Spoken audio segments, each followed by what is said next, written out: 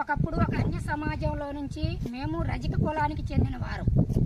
ఒకప్పుడు బాధల్లో, వ్యాధుల్లో, శ్రమల్లో నా భర్త తాగుబోతే తిరుగుతున్న వేళ, కుటుంబంలో బిడ్డలని ఆదరించని వేళ, భార్య కుటుంబంలో తల్లిదండ్రులను పట్టించుకోని వేళ, నా తండ్రి దైవ సేవకులైనటువంటి ఆయన యొక్క ఉపదేశాన్ని విని మా బ్రతుకులు మార్చుకొని ఈ దినాన నా కుటుంబం సౌఖ్యముగాను, నెమ్మదిగాను, సుఖముగాను, కుటుంబ సమేతంగా అందరం సంతోషంగా ఉండగలిగామంటే మొదట యేసుక్రీస్తు వారైతే మా దైవ సేవకుని బోధల వలన ఈ రోజు మా బ్రతుకులు మారిని. మీరు ఎందుకు దూషిస్తున్నారు?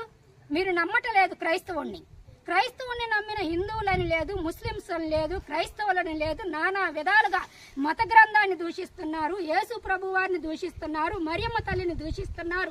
మీకు ఏమి అధికారం ఉన్నది? రాజ్యాంగంలో ఇదే చెప్పిందా? మన హిందూ ధర్మం ఇదే పలకమని రాజ్యాంగంలో ఎక్కడైనా రాసి పెట్టుందా? మాకు తెలియజేయండి.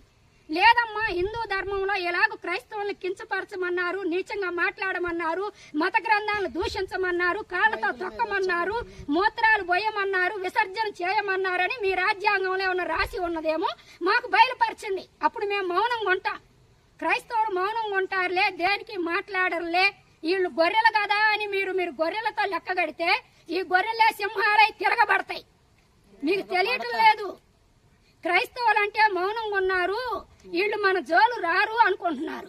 క్రైస్తవులు ఒక్కసారి నోరు తిరగబడిందంటే, క్రైస్తవులతో పెట్టుకుంటే మీ బ్రతుకులు తారుమారైపోతాయి. అదొకటి గుర్తుంచుకోండి. ఈ రోజు క్రైస్తవ సమాజం అంతా కూడా ఎందుకు కదలి ముందుకు రాలేదో తెలుసా?